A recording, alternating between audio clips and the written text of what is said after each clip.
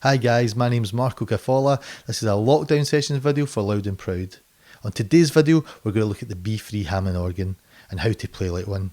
Especially as a keyboard player, we've got the B3 sound on the keyboard, but just playing the same thing as we do with a piano sound is totally different. B3 is a total different beast, and if you've never played one, I'm going to show you why it's different as well. So we're going to break down all the different ways that B3 is played and how we can use them on the keyboard. If you don't know the B3, you go and check it out. It was built in the 30s and it was really introduced into pop music and jazz music in about the 50s. Jimmy Smith, Yes, Emerson, Lake and Palmer, Whiter Shade of Pale uses Deep Purple with John Lord, he made it famous. Mike Finnegan with Jimi Hendrix. All these are classic B3 sounds and B3 players, and you've got to check them out if you haven't already. So, and even aside from the B3 itself, you've got the Leslie speaker with the big cone inside that spins round. That all affects the sound and it all affects how a B3 player plays the keyboard itself. So by us just simply playing a part on the B3 sound on a keyboard, it's not the same thing. So what we're going to do is we're going to look at these different techniques and tricks that the B3 player uses, and we're going to incorporate it into our playing to make it sound better when we're playing in the bands. So today we're going to look at what range in the keyboard we should be doing it, the chord inversions. There's no pedal on a B3 organ, like a sustain pedal like we use in a keyboard. We're going to look at glissandos and slides, the rotary speaker and percussive slaps. All of these different things are going to make you a better B3 player on the keyboard. So let's have a look at them.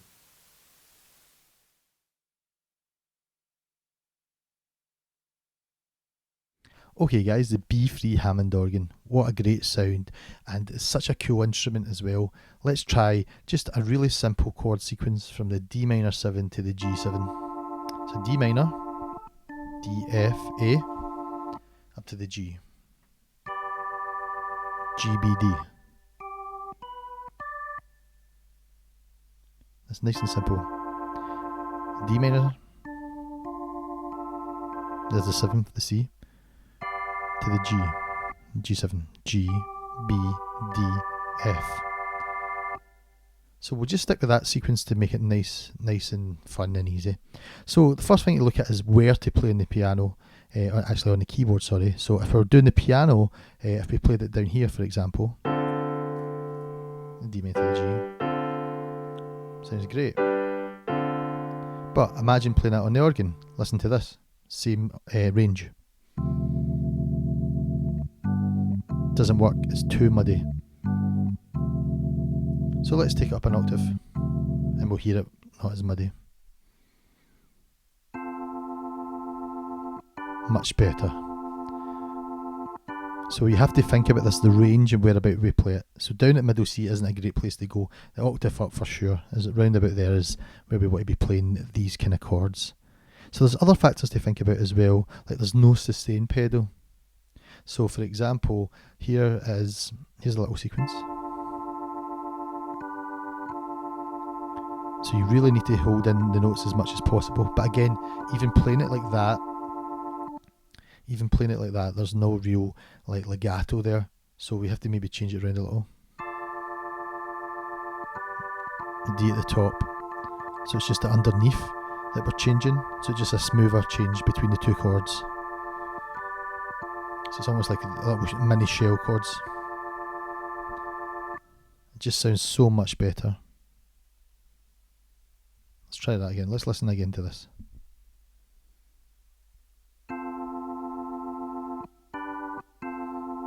Just sounds so wooden.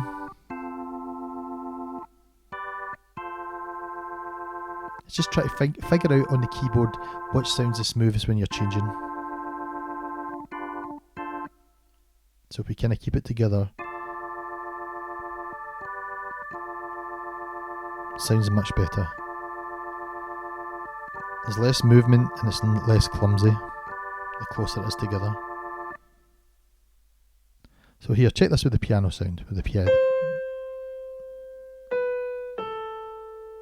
See, with the pedal, we can take my fingers off the keys. Okay, now listen to it with the organ. Obviously, if you let go of the note, there's no sustain. So, because there is no sustain pedal on the B3 organ, we got to like hammer down like this.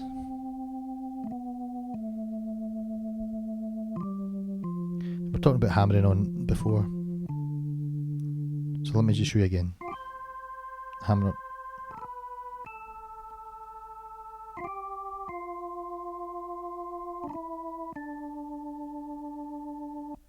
So you've got to think about playing it like that rather than just the way you would hold a piano note down with the pedal and then lift it up. Let's try that again. That hammering.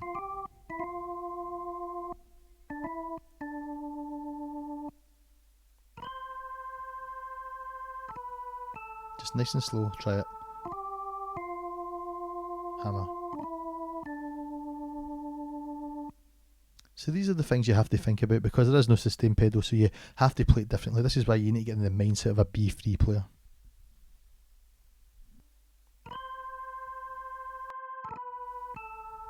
One more time. So much smoother.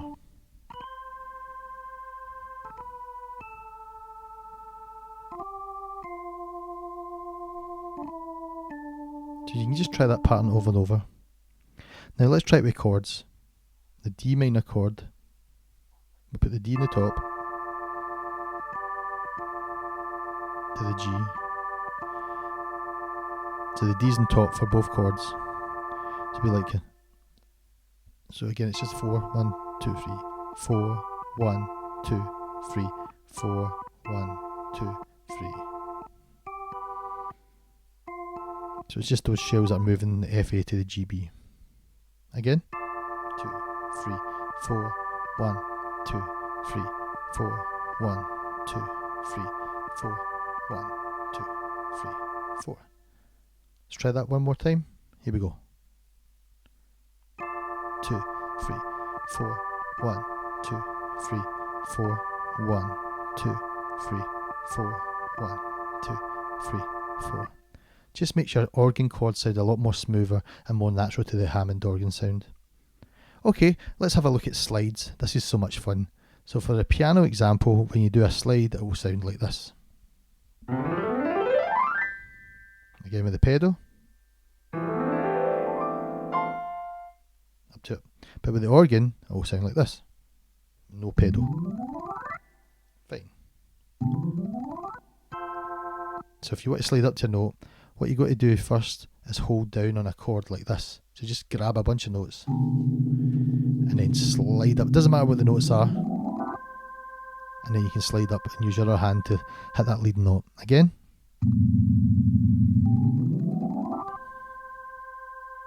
Again.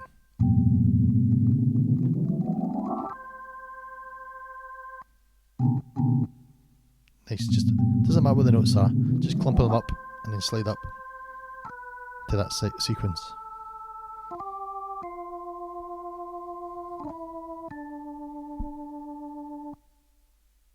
So just hold the big clump at the bottom.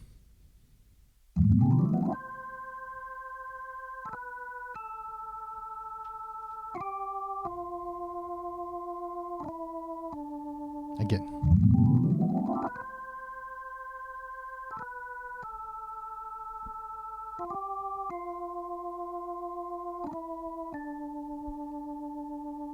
Now let's try going up to the chords. Here we go. Okay, so do that with the chords. Big clump and right up to the chord. The D minor to the G. 3, 1, 2, 3, 4, 1, 2, 3, 4. Again.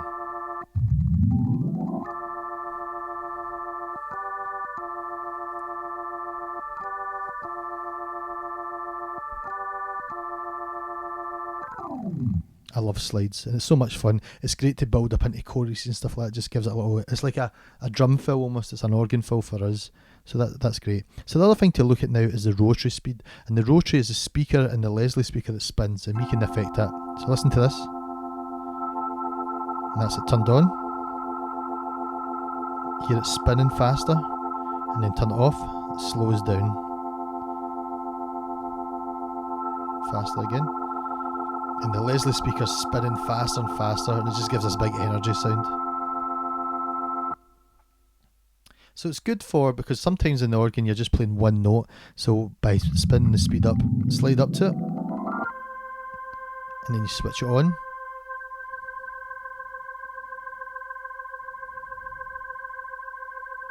Helps to build the tension. Let's try it again. We'll slide up to it. We'll slide up to it and then into the 1 note and turn it on. Switch it on. Down the sequence.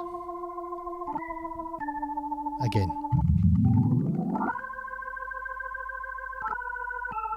You can just try switching it on and off different places to see what you think sounds best.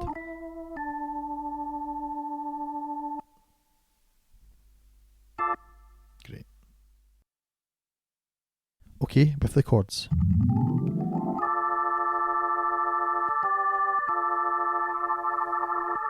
Switch it on, hear it spin. You switch it off, you hear it. Back on.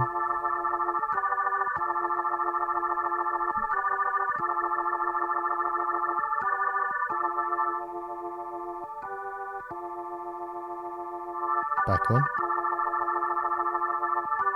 You hear the difference in sound? Just adds building up the tension. It's a great tool to have in your arsenal as well. Okay guys, let's have a look at percussive slapping. Now this is like as if we were playing the bongos in the band. So listen to this, just a lightly touch on the keys like this.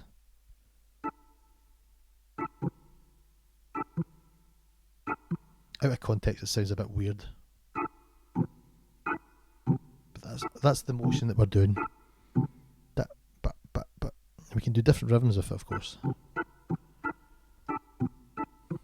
Again, I'm just showing you the motion, how to play it. What I'm going to do is I'm going to put a backing track on and we'll play along with it and you'll hear how it sounds when you're just... Because sometimes we don't have to play it. Organ's such a big harsh sound, but if we do this, it means that we don't have to play all the time. And it just adds something a bit growly. As you can see guys, it's not as simple as playing a B3 sound on a keyboard. There's so many different techniques to playing the B3 and a lot of different factors we've got to think about. So what we're going to do now is we're going to keep the D minor to G chord sequence. We're going to add in a backing track and we can incorporate all these different techniques in one by one until we build up the full picture. Let's try it. Okay guys, we'll try it with the backing now. Slap it.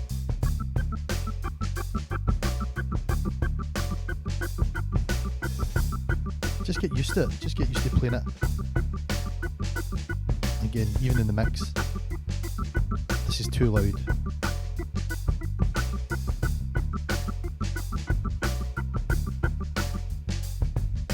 But in context of the song, it's going to sound great. Let's just try it one more time. See, you just find a rhythm and it just adds something a bit different.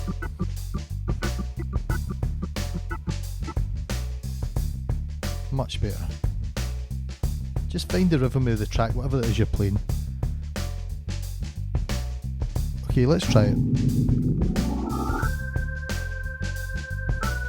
Let's just go through everything we've had a look at so far, through the sequence.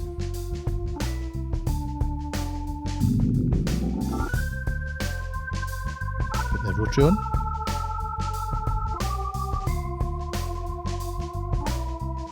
Let's try a wee bit of slapping.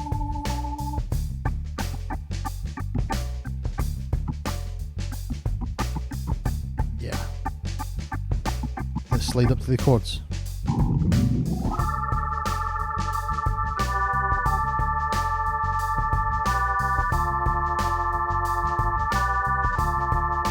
Again.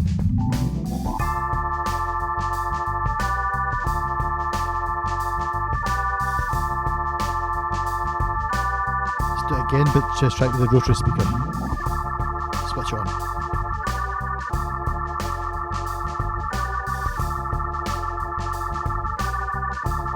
Let's try all that stuff together.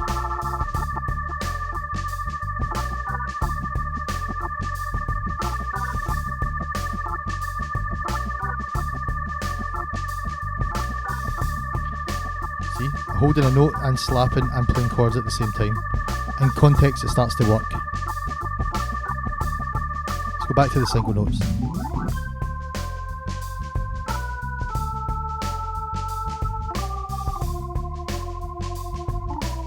single notes one more time.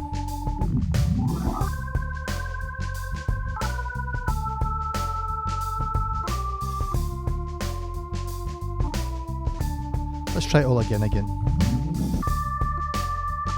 that slapping going. So you're kind of doing three things at one time. You're holding a note, you're playing the chords, and doing some slapping. Change your rotary speed.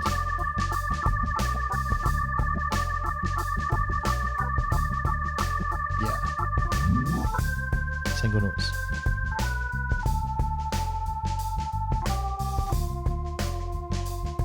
And again. Put the rotary on there.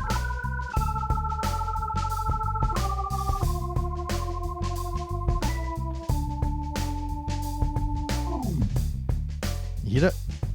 All together, it just works so much better. Try it again. Here we go. 1, 2, 3, 4. 1, 2, slide. Go! Hold that note. Get the slaps and the shells in. Rotary speed. 1, 2, 3, 4. Off. Well done.